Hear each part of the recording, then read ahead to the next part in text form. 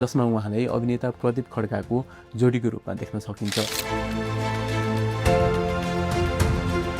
प्रेम गीत नेपाली सिनेमा इतिहासमा प्रेम कथामा आधारित त्यति बेलाको उत्कृष्ट सिनेमा हो, जसमा प्रेम कथालाई निकै रोमाञ्चक र लोभ लाग्ने गरी प्रस्तुत गरिएको छ।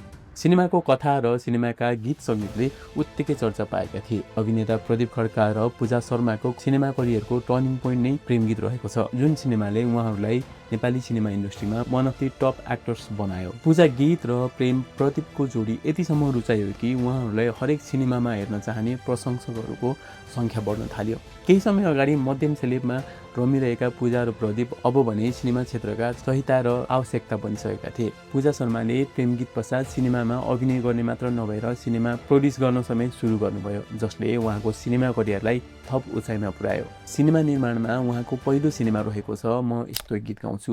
अभिनयमा आफूलाई स्थापित गराइसक्नु भएको उहाँले निर्माण गरेको पहिलो सिनेमा म यस्तो गीत गाउँछु पनि कमर्सियल सक्सेस सिनेमा हुन गयो।